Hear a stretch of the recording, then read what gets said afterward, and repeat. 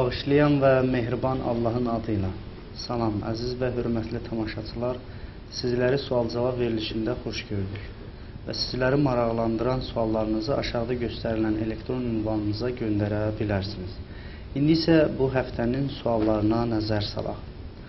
Birinci sualımız bundan ibarətdir ki, bizdən sual edirlər ki, paslı su ilə dəstəmaz almaq olar ya yox? Əlbəttə, paslı su şəriətdə ona qarışıq su deyərlər. Ümumiyyətlə, qarışıq su ilə dəstəmaz almaq dəstəmazı batil eləyər.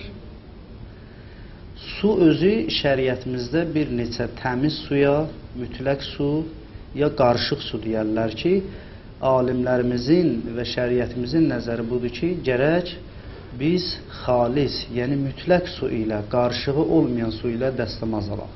Odur ki, qarışıq su ilə hər hansı bir şey ilə, hər hansı bir maddə ilə qarışdırılırsa qarışdırılsın, istər paslı olsun, istər meyvə suyu olsun, istər ayrı sularla qarışılan hər hansı bir maddə əgər suya qarışırsa və onun rəngin dəyişirsə və ona əgər qarışıq su deyilirsə, onda o su ilə dəstəmaz almaq olmaz. İndi isə ikinci sualımıza müraciət edək. İkinci sualımızda bizdən sual edirlər ki, bəzi şəkillərdə və yaxud kalendarlarda olan imamların və məsumların adları yazılan kalendarları zibil yerlərinə, yəni o yerdə ki, zibil atılır, o yerlərə, zibil vedrələrinə atmaq olar ya yox? Əlbəttə, bilirsiniz, şəriətimizdə o şey ki, dəstəmazdır, ona əl vurmaqlığa icazə verilmir. Allahın adıdır, Peyğəmbərin adıdır və məsum imamların adıdır. O cümlədən, o kalendarların üstündə olan imamlarımızın adları, məsumların adları və Peyğəmbərin adı olan kağızı əlbəttə zibilliyə atmaq olmaz. Yaxşısı budur ki, bir qab düzəlilsin və o qabların içinə yığılsın və sonra onu suya və yaxud ayrı bir yerlərə qoyulsun, ya bastırılsın, ya suya atılsın. Amma tüm imamların, məsumların adına hörmətsizlik olmasın deyə şəriətimiz və alimlərimiz, müştəhidlərimiz buna icazə vermirlər ki, hər hansı bir kağızın, kalendarın üstündə yazılan imamlarımızın adların, məsumların adların və yaxud Peyğəmbərin adların neyniyək, hörmətsizlik çıxmasın deyə onu o cür yerlərə atmaq olmaz. Yaxşısı budur, ya bastırılsın və yaxud suya atılsın və yaxud evdə bir şey düzəlsin, onun içinə yığılsın. İndi isə növbəti sualımıza müraciət edək. Növbəti sualımız bizdən sual edirlər ki, ümumiyyətlə şəriətin haram buyurduğu şərab, araq, bu cür o içkilər ki, şəriət haram buyurub, onlara əl vurmağın və yaxud satmağın hökmü nədir? Əlbəttə, o şeyi ki, şəriətimiz haram buyurub, spirtli içkilər olsun, onların hər hansı bir növü ki, şəriətimiz haram buyurur, onlara əl vurmağın özü də, əl vurularsa əl nəcisdir, gərək insan əlin yusun və yaxud onun satılması barəsində də ki, onun satılmağı da, istifadə olunması da, dəyişilməsi də, hədiyyə olunması da belə şəriətimizdə haramdır və heç bir müştəhidlərimiz heç bir şəkildə, heç bir surətdə icazə vermirlər ki, insan o şərabı satsın. Amma insan bilməməzlikdən əli dəyərsə heç bir eybi yoxdur.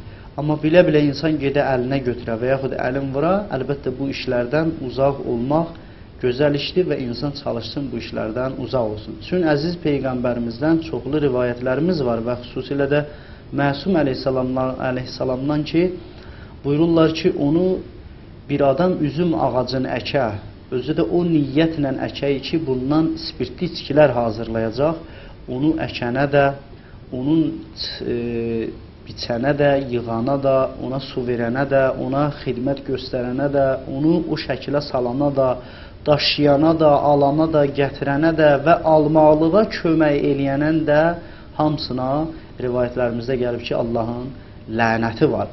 Və xüsusilə də İmam Sadiq əleyhissalamdan hədis var ki, bütün pisliklərin açarı şərabdır. Elə bil ki, bir otağa bütün pisliklər cəm olub, o otağı açmaq üçün şərab onun qıfılının açarıdır ki, o açarla açıb bütün pisliklərə insan daxil olur. Odur ki, şəriətimiz və xüsusilə də Quran-ı Kərimdə Allah bu işi bizə nəhy eləyib və Allah bu işə icazə vermir və xüsusilə də bizim şəriətimizdə bu işi görməklik, satmaqlıq, əl vurmaqlıq, istər bilə və yaxud onu satmaqlığa kömək, hər hansı bir surətdə şəriət buna icazə verilmir və haram işdir ki, insanlar bundan çəkinməklik də vacibdir. İndi isə növbəti sualımıza müraciət edək.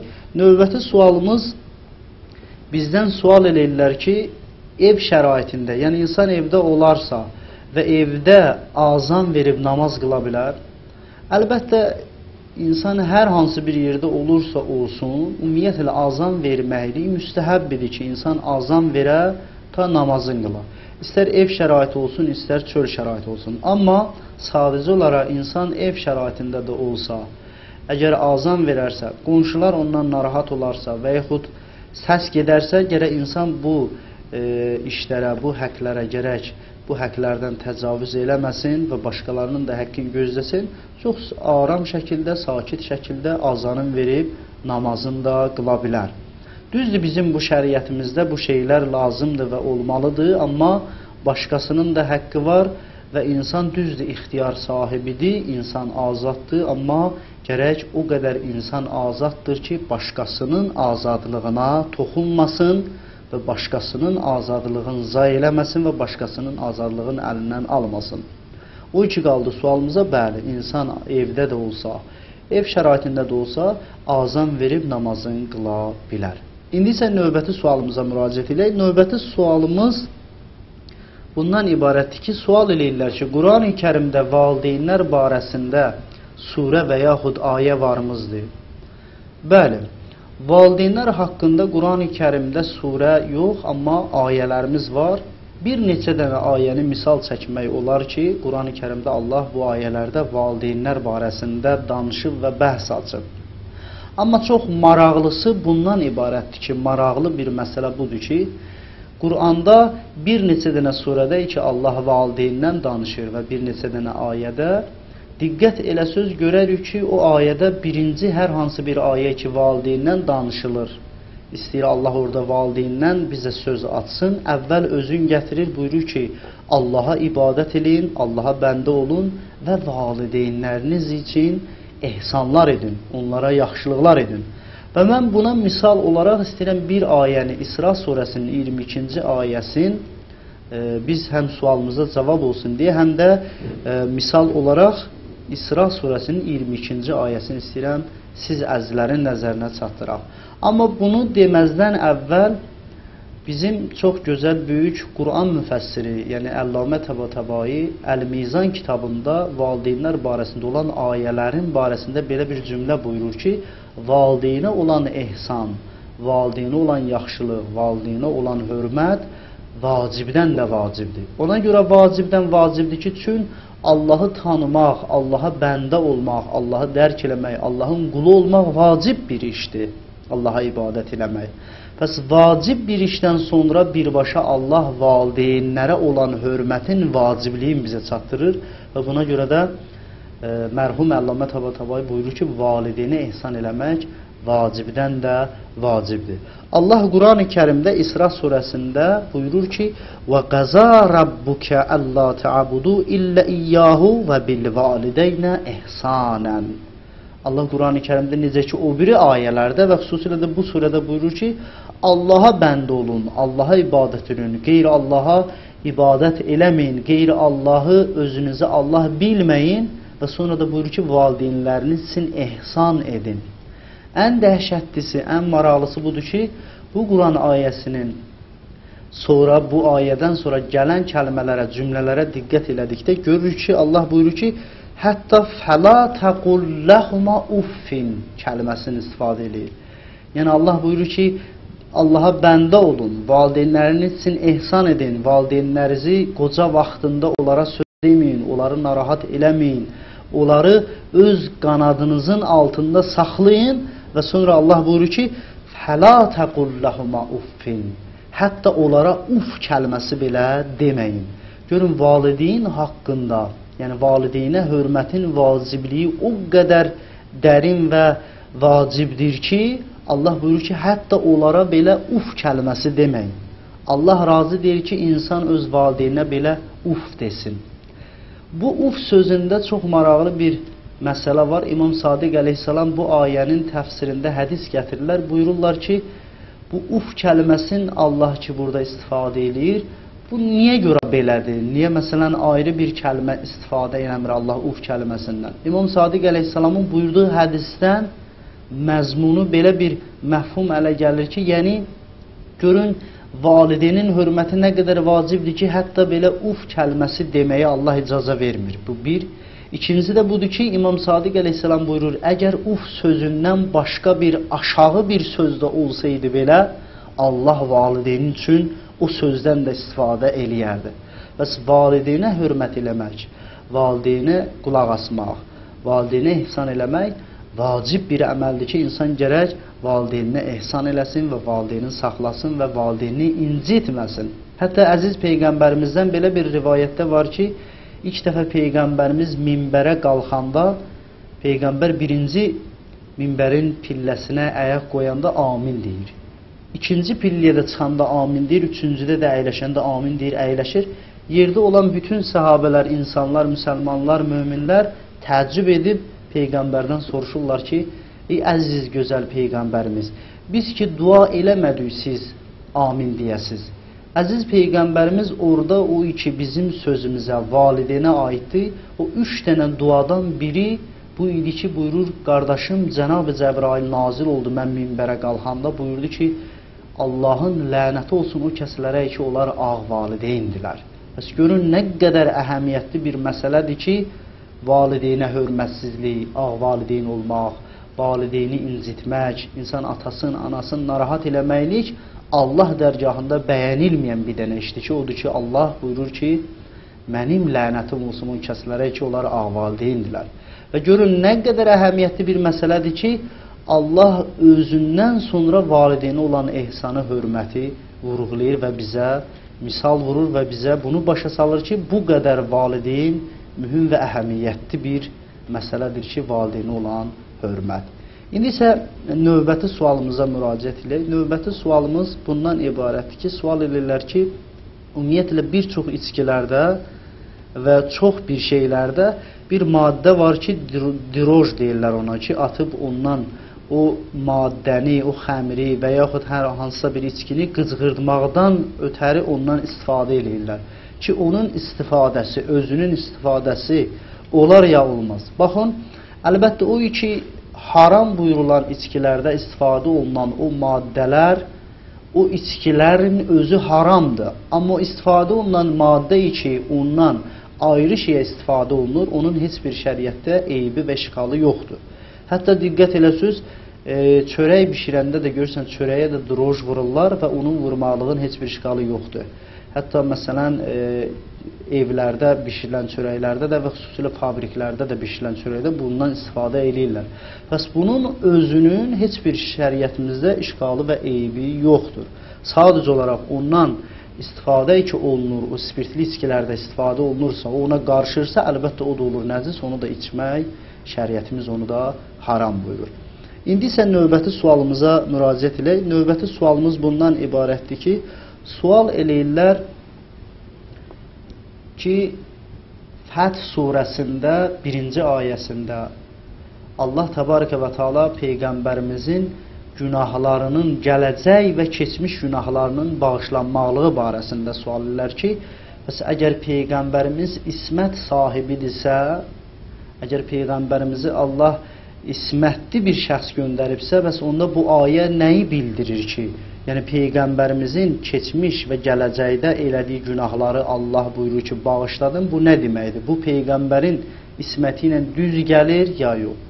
Əlbəttə bu suala cavab verməzdən əvvəl istəyirəm bunu deyəm ki, o ismət ki deyirik ki, ismət ya məsum sözü, ismət sözü dedikdə yalnız bu nəzərdə tutulur ki, şəri günahlar və o şeylər ki, Peyğəmbərlərimizə və məsum insanlara, imamlarımıza vacib olub və o şəri bir günahdısa, ismət dedikdə yalnız bu nəzərdə tutulur ki, yəni şəri günahdan, Allahın əmrinə tabi olmamaqlıqdan və yaxud onu əmr eləyib, onu icra eləməliyindən boyun qaçırtmamaqlığı da peyğəmbərlərimiz və məsumlar məsumdular, ismət sahibidirlər.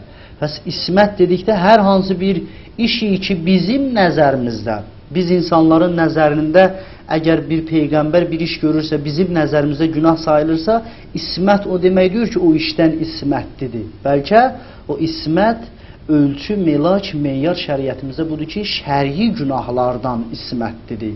Şəri günahları eləməz və o vəzifələri ki, Allah onların öhdəsinə qoyur, o işlərdən uzaq olmalıdır. Bu bir. İkinci məsələyi ki, Allah Fəth surəsində əziz peyğəmbərimizə ki, onun keçmiş və gələcək günahlarından bəhs açdıqda zənb sözü ki, Quranda istifadə olunur günah, əlbəttə günah şəri günahdan hesab olunmur.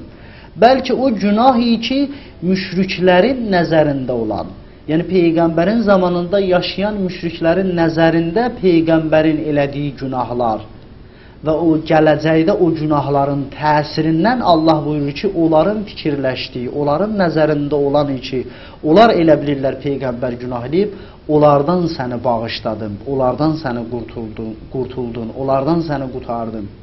Bəs əsl həqiqətdə müşriklər belə düşünürdülər ki, Peyğəmbər günah edir. O da nəyi? Çün Peyğəmbər bütpərəstlərə, müşriklərin o bütlərinə təhqir elədiyi üçün müşriklər Peyğəmbərimizə onu günah bilirdilər. Çün bu birinci ayədən sonra gələn ikinci ayədə ki, Allah subhanahu wa ta'ala buyurur ki, əziz Peyğəmbərimizə sənə elə bir aydın, aşkar, açıq bir qələbə, fəth verəcəm ki, yəni bu ikinci ayə özü də yenə də dəlalət edir. Bu Allah əgər bu insanın Peyğəmbərin şəri günahları vardısa və Allahın əmrinə tabi deyirsə və o günahları eləyibsə, o günahlara əməl eləyibsə, bəs nə cür olur günahkar bir insana Allah bir, necə deyərlər, Allah ona bir qələbə, Allah ona bir fəth, Allah ona bir zəfər bağışlayır, yəni bu işi ona bağışlayır. Bəs bu ayə ilə o ayənin arasında düz gəlmir bu məsələ. Bir halda əgər Peyğəmbər günah eləyibsə, bəs bunun mənası yoxdur ki, Allah buyursun ki, mən sənə açıq, aşkar bir qələbə verəcəm, bir zəfər verəcəm, ya bir fəth verəcəm. Bəs ona görə də deyirik ki, o ki bizdən sual eləyib, əziz qardaşımız deyirik ki, əvvələ o günah, şəri günah sayılmır. İkincisi də o günah-i ki, zənbi ki, Quran buyurur, yəni müşriklərin nəzərində olan günahdır. İndi isə növbəti sualımıza və axırıncı sualımızdır ki, inşallah o sualımızı da nəzərdən keçirdək. O sualımız da ədalət barəsində bizə sual edirlər ki, ədalət nədir? Əlbəttə, ədalət sözünün ümumiyyətlə hər bir məfhumun, hər bir sözün özünün tərifi var. Amma ədalət sözünü tərif eləməzdən əvvəl yaxşı olardı ki, ədalətin mənalarını bilək. Ondan sonra ayraq görək ki, o ədalət dediyimiz hansı işlərdə ədalət sayılır, hansı işlərdə qeyri-ədalət sayılır. Odur ki, alimlərimiz və bizim şəriətimizdə ədalətin özünün, xüsusilə fəlsəfə elmində də buna bəhs ediblər, ədalətin özünün 3 mənası var. Ədalətin birinci mənası ki, alimlərimiz buyururlar və bir çox kitablarda da nəql ediblər, mütənasiblik olan ədalətdir. Mütənasiblik olan ədalət, yəni müxtəlif hissələrdən təşkil edilmiş və müəyyən hədəf daşıyıcısı bir topluma diqqət eləsək və o müxtəlif hissələrdən təşkil olunan o şeylərin sayına, keyfiyyətinə, onun necəliyinə, nəcürliyinə diqqət eləsək, orada bir xüsusi şəraitin olduğunu görəcək və həmən xüsusi şərait də o toplumun mütənasiblik ədalətinə gətirib dəlalət eləyəcək. Buna misal olaraq Qur'an-ı Kərimimizdə də çoxlu ayələrimiz var və xüsusilə Peyğəmbərimizdən də hədis varımızdır. Odur ki, dünyanın özün bu mütənasiblik ədalətinə misal çəkmək olar. Dünyanın özü mütənasiblik, dünyada tənasüblük istifadə olunub, işlənilib və bu özü də ədalətdir. Ədalət bu mənada ki, mütənasiblik. Məsələn, Allah Quran-ı Kərimdə Ər-Rəhman surəsində buyurur ki, وَالسَّمَاءَ رَفَعَهَا وَوَزَعَ الْمِيزَانِ O göyləri ucaltdı və o tərəzini qərar verdi, o ədaləti qərar verdi, o mizanı qərar verdi.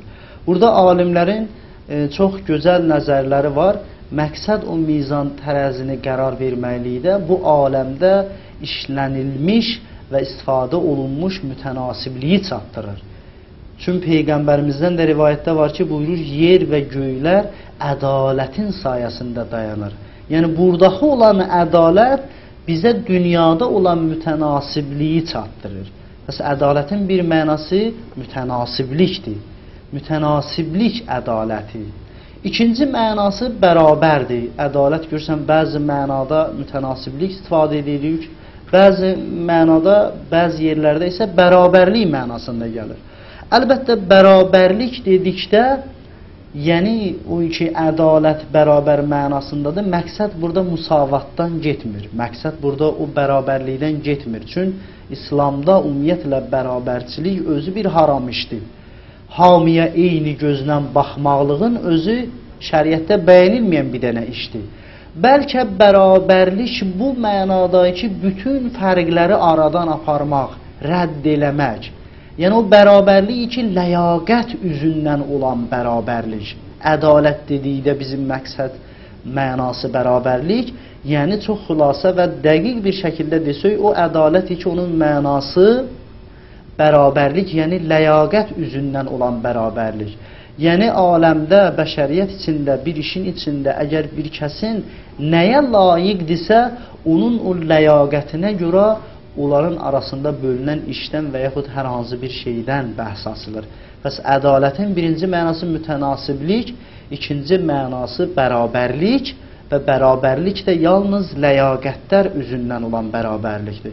O ki, üçüncü mənası, həmçinin bunların hamısına Qur'an-ı Kərimdə işarə olunub, üçüncü mənası ki, ədalət, yəni həqdən təcavüz eləməmək, yəni hər kəsin həqqini əda eləmək, yəni haqq sahibinə həqqin qaytarmaqlıq mənasındadır.